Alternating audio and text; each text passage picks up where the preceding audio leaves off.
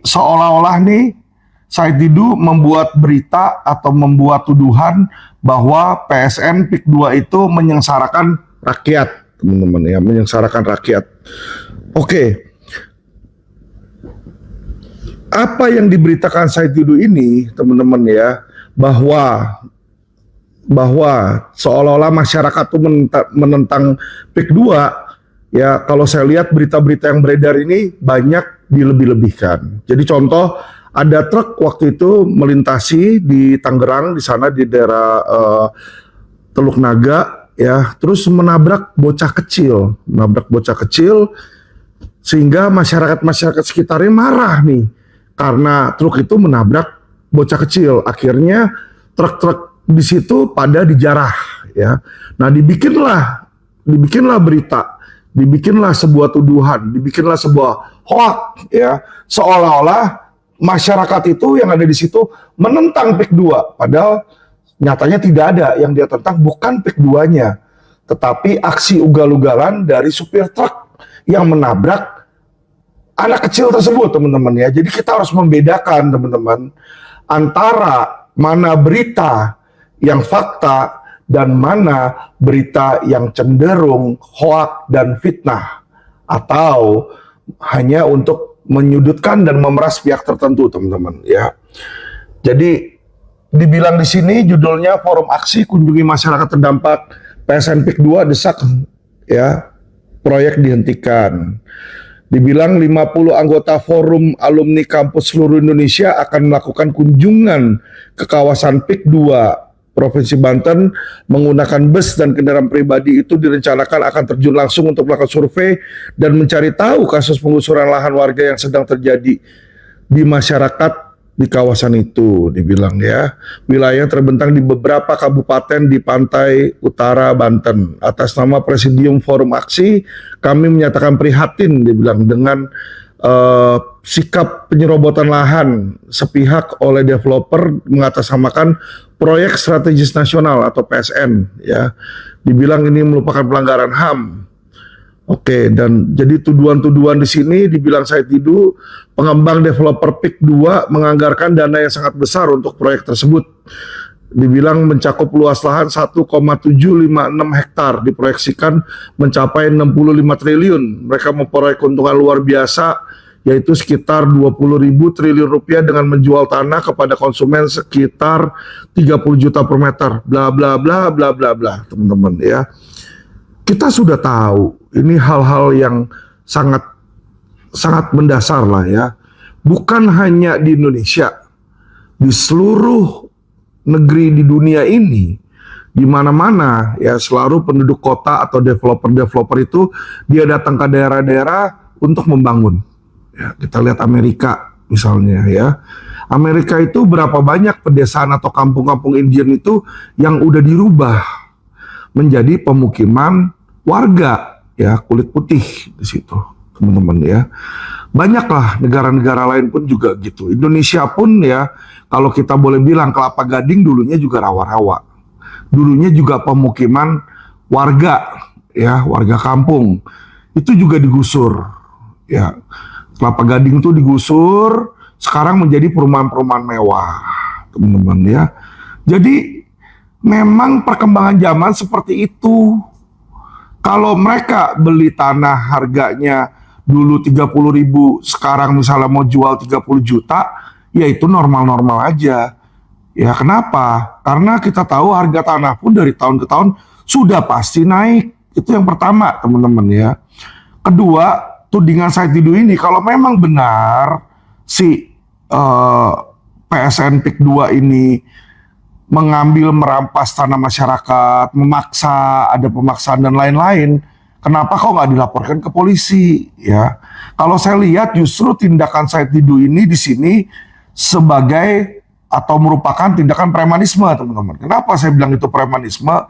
Dia bawa ormas, dia menghasut masyarakat agar supaya menghalang-halangi atau merusak bisnis dari PIK 2. Ya, dan saya katakan kepada teman-teman, yang namanya dia mau demo apa segala macam tetek bengek, ya itu nggak mungkin nggak ada penyandang dananya. Ya, saya yakin di belakang Said Didu ini ada yang memberikan support atau istilahnya backingannya teman-teman ya. Jadi ada backingan, apakah musuh-musuhnya PIK 2 di sini ataukah itu adalah dari pihak cokong tertentu, kita nggak tahu teman-teman ya. Tapi saya yakin dan saya pastikan Said Didu itu bukan pembela masyarakat. Ya, kenapa saya bilang dia bukan pembela masyarakat?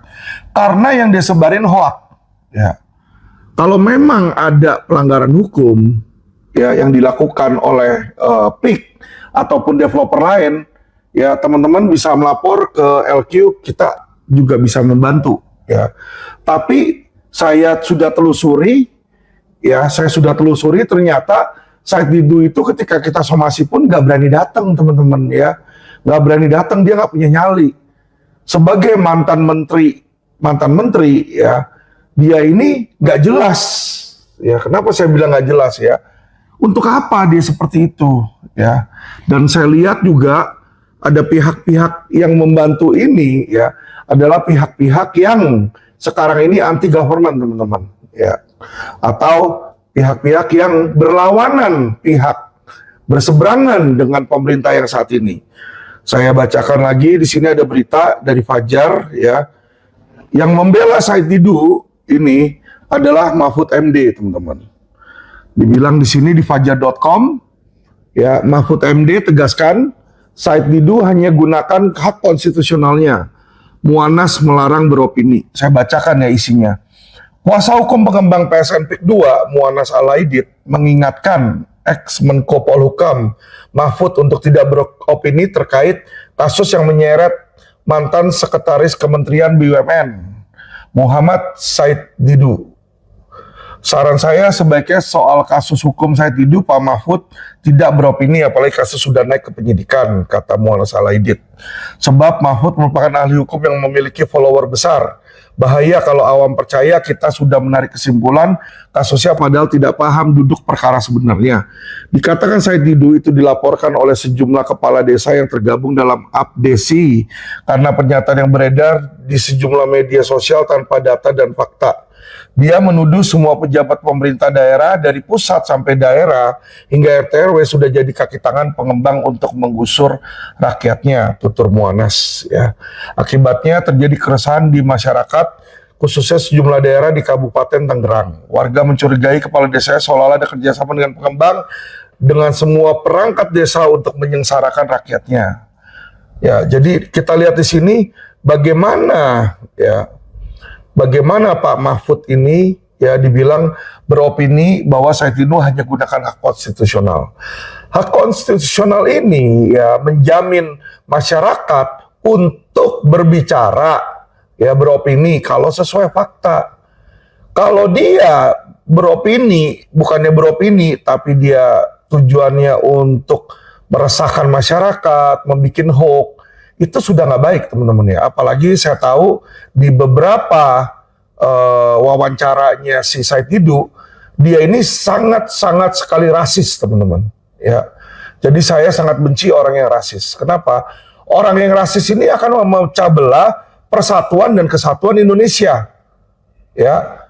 Saya mungkin kulitnya kulit minoritas ya, Chinese, lebih terang ya, matanya sipit dan lain-lain lah yang mungkin orang-orang pikir ngelihat saya sebagai seorang Chinese. Tetapi ya teman-teman, hati dan jiwa saya ini nasionalis ya, dan saya yakin mungkin banyak pribumi-pribumi di luar sana ya yang bahkan menjual negara Indonesia ya, korupsi, menyengsarakan masyarakatnya, di mana saya malah justru membantu masyarakat termasuk yang pribumi yang ditindas teman-teman ya. Jadi saya nggak suka ketika orang tuh terlalu rasis melihat loh ini keturunan Cina, wah Cina terus di situ ya. Padahal kita lihat ya asal muasalnya sebenarnya kayak Anies juga bukan pribumi Indonesia, orangnya juga berasal dari luar negeri, dari Arab, dari India di situ ya teman-teman ya. Jadi kalau kita lihat ya kenapa malah justru Arab Saudi dianggap itu sebagai pribumi? Arab Saudi itu punya negara sendiri, teman-teman. Ya, saya lihat di sini bahwa Mahfud MD adalah salah satu orang, salah satu pihak dan salah satu tokoh ya yang tujuannya memperkeruh. Ya, Mahfud MD itu siapa? Dulu Menko Polhukam, ya. Sekarang dia muncul di podcast-podcast, dia jelek-jelekin pemerintah, jelek-jelekin hukum. Ya, dia bilang bahwa pemerintah nggak becus, banyak ono, banyak maling, banyak ini, ya. Penegakan hukum nggak benar. Lah dia itu dulu sebagai Menko Polhukam ya membawahi kepolisian, kejaksaan bisa dia koordinasikan. Kerjaan dia apa selama 5 tahun lebih menjabat sebagai menteri? Itu pertanyaan saya. Ya, apa yang pernah dia lakukan? Pernah nggak dia tangkap maling-maling tersebut? Ya, berani nggak dia melawan kejaksaan, oknum-oknum kejaksaan, oknum-oknum kepolisian yang menjadi backingan judi online dan lain-lain? Tidak, dia nggak berani. Dia pengecut, dia banci. Ya, kenapa saya bilang tindakan dia tuh nggak berani melawan oknum-oknum. Selama 5 tahun pemerintahan dia sebagai Menko Polhukam, tidak ada satupun prestasi di mana dia berani melawan oknum aparat penegak hukum. Ya, oknum kepolisian, oknum kejaksaan, nggak berani, dia cemen teman-teman ya. Tapi sekarang dia bilang ya kan, wah ada lift khusus dia dan lain-lain di situ ya, cerita-cerita yang memang ceritanya benar. Nah permasalahannya kapan lu tahu? Dia tahu, dia bilang ketika dia menjabat ketua MK. Ketua MK kan dia menjabat sebelum dia menjabat Menko Polhukam. Jadi seharusnya ketika dia menjabat Menko Polhukam, dia bisa membersihkan hal tersebut. Dia bisa mencegah hal tersebut. Dia bisa mengurangi hal tersebut. Dia bisa menindak oknum-oknum tersebut. Tetapi itu tidak pernah dilakukan oleh Mahfud MD, teman-teman ya. Jadi disinilah saya tidak respect sama orang seperti itu. Ya, Mahfud MD selalu bilang dirinya suci. Ya, dirinya muslim yang baik, dirinya muslim yang lurus ya. Tapi yang saya lihat yang dia lakukan di masyarakat sekarang ini menyebar hoak, menyebarkan keresahan. Karena apa? Karena partai yang dipilih oleh dia yaitu partai PDIP itu tidak masuk di dalam pemerintahan. Karena partai dia nggak dapat bagi-bagi kue. Karena dia tidak terpilih menjadi pejabat atau menteri di kabinet Prabowo ya. Disitulah makanya dia sakit hati. Ya, dia bicara untuk jelek-jelekin. Ya, tujuannya apa? Tujuannya semoga dia berpikir kabinet Prabowo ketika ingin dia diam, dia akan diangkat, diambil, dipilih menjadi menterinya atau dikasih kue, dibagi kue juga untuk apa? Biar diem situ teman-teman ya. Tapi saya katakan teman-teman ya, saya katakan orang-orang seperti ini tidak akan membangun negara Indonesia. Ya. Dia hanya tipe orang yang bisa mengkritik tanpa memberikan solusi. Hal yang sama dengan Said Didu, ya. Namanya tempat sampah, sampah sama sampah itu 11-12, teman-teman ya. Saling bersatu, sama-sama bau di situ. Said Didu pun sama, hanya bisa memberikan kritik. Tapi apakah dia bisa memberikan solusi? Tidak. Ketika dia jadi menteri, apakah dia punya prestasi? Tidak. Ya, saya kasih tahu teman-teman. Dibutuhkan orang yang berani bertindak, bukan hanya orang yang berani berkritik. Lu berani mengkritik kejaksaan, berani mengkritik Mahkamah Agung sekarang kan. Ketika dia jadi Menko Polhukam, berani nggak dia mengambil tindakan? Ya, ketika Bawas MA tidak berfungsi, ya kan, apakah dia melakukan tindakan, memeriksa, mencopot orang-orang Bawas MA? Tidak, nggak berani dia. Ya. Ketika kepolisian terjadi semacam Ferdy Sambo dan lain-lainnya, ya kan, apakah dia melakukan pemfilteran, pembenahan, perbaikan di institusi kepolisian? Tidak, nggak ada tindakan yang dilakukan, teman-teman. Ya, malah terkesan mereka tuh takut dibongkar oleh Ferdy Sambo, borok-boroknya oknum polisi yang lain. Jadi ini teman-teman ya, saya mau teman-teman itu berpikir cerdas, berpikir pintar. Saya kasih tahu dan saya jujur, saya dulunya penjahat. Kenapa saya bilang dulunya saya penjahat? Dulunya saya nyogok, saya nyuap. Dan itu adalah perbuatan melanggar hukum, perbuatan melawan hukum. Ya. Tapi saya sadar bahwa perbuatan saya itu salah dan saya tidak akan melakukan hal tersebut lagi. Ya. Dan saya yakin akan banyak polisi-polisi dan jaksa-jaksa yang baik yang mau merubah agar Indonesia ini bebas dari korup.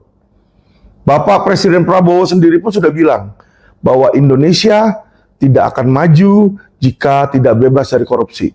Beliau pintar, dia udah tahu. Dia sudah tahu bahwa Indonesia tidak akan maju jika tidak bebas dari korupsi. Dan di mana itu dimulai? Itu dimulai dari diri kita masing-masing, teman-teman. Kalau kita menjadi agen koruptor, maka Indonesia nggak akan bersih. Ya, orang nggak akan menerima korupsi jika kita tidak akan nyuap. Kalau saya nyuap, berarti ada yang nanti terima suapan itu, saya menjadi alat bagi dia untuk korupsi. Ngerti ya teman-teman ya?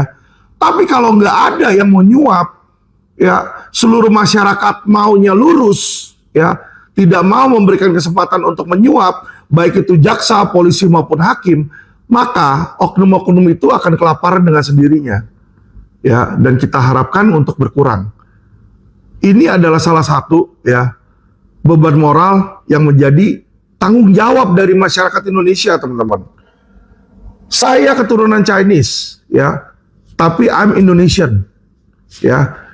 Di hati saya, darah saya ini mengalir darah Indonesia. Saya ke Cungko baru sekali dan itu pun hanya berobat. Saya nggak kenal, nggak ada saudara di sana, teman-teman ya. Saudara-saudara saya, kalian ini yang ada di Indonesia. Mau kalian pribumi, mau kalian itu Arab, keturunan ya. Saya dekat kok dengan mereka.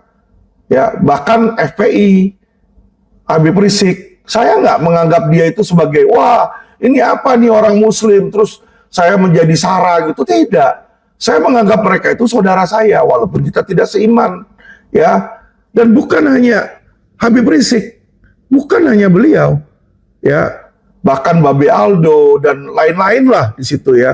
Saya anggap mereka itu kawan-kawan saya, orang-orang Batak juga kawan-kawan saya, teman-teman ya. Banyak, tetapi saya melihat di sini bagaimana ada oknum-oknum ya tertentu seperti Said Didu yang kalau ngomong di podcast selalu bilang PIK mendirikan negara Cina dalam Cina. Cina mulu. Cina yang mana? Cina yang mana? Teman-teman saya banyak yang di PIK. Ya, minoritas Cina, tapi mereka nggak lahir di Cina, lahirnya di Indonesia. Mereka warga negara Indonesia. Kenapa lu sebut Cina mulu? Ya, itulah kata-kata dan perbuatan yang ya berakibat memecah belah bangsa. Itu yang saya tidak mau. Dan saya akan jadi yang terdepan. Saya kasih tahu teman-teman ya, saya melihat Said Didu versus PIK 2. Menurut Anda mana yang menang? Menurut Anda mana yang benar? Ini dua hal yang berbeda. Ya. Kalau benar, itu keyakinan kita masing-masing. Keyakinan saya sama orang lain bisa berbeda. Keyakinan saya sama temannya Said Didu bisa beda. Kalau keyakinan teman Said Didu, temannya pasti menganggap bahwa Said Didu yang benar. Atau Mahfud MD bisa menganggap Said Didu yang benar. Kenapa? Karena Mahfud MD itu punya kepentingan. Dia nggak suka sama PIK 2 atau Pak Agwan. Kenapa dia nggak suka sama Pak Agwan? Ya, saya kasih tahu. Mahfud nggak suka karena dia di PDIP. PDIP itu sekarang berseberangan sama pemerintah. Sedangkan Agwan, Bapak Agwan ini, dia adalah pendukung pemerintahan. Dia pendukung setianya Jokowi dan Prabowo. Ya, jadi saya kasih tahu teman-teman, itu pendapat politik. Beda pandangan politik. Saya tidak masuk di dalam peperangan politik. Ya, saya nggak mau ikut campur dalam pandangan politik. Yang saya mau review saat ini hanyalah pandangan hukum, teman-teman ya. Secara hukum saya sudah melihat apa yang dilakukan oleh Pak Agwan tidaklah melawan hukum. Karena apa? Karena sudah ada laporan polisi kalau misalnya dia dianggap merampas sebuah tanah, dia udah pernah dilaporin, ya. Dan hasil laporan polisi itu menyatakan dia nggak bersalah, LP bahkan dihentikan ya terhadap PIK 2. Sekarang Said Didu ya membuat hoak. Saya kalau ditanya pendapat saya siapa yang menang, saya yakin yang menang pasti PIK 2. Kenapa saya bilang seperti itu? Ya, karena saya menilai Secara hukum, kata-kata yang diucapkan oleh Said Didu adalah kata-kata melanggar hukum, teman-teman. Ya, kata-kata melanggar hukum. Ya, saya saja nih, kalau saya benci sama Said Didu, saya udah laporin dia ke polisi waktu itu. Karena kenapa?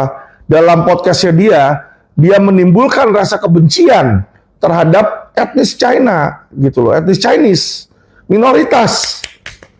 Sehingga nanti saudara-saudara saya yang seetnis sama saya akan menjadi korban kebencian orang-orang pribumi. Itu yang dia berusaha timbulkan, sehingga masyarakat politik ya dan keamanan Indonesia menjadi tidak tenang, menjadi ribut.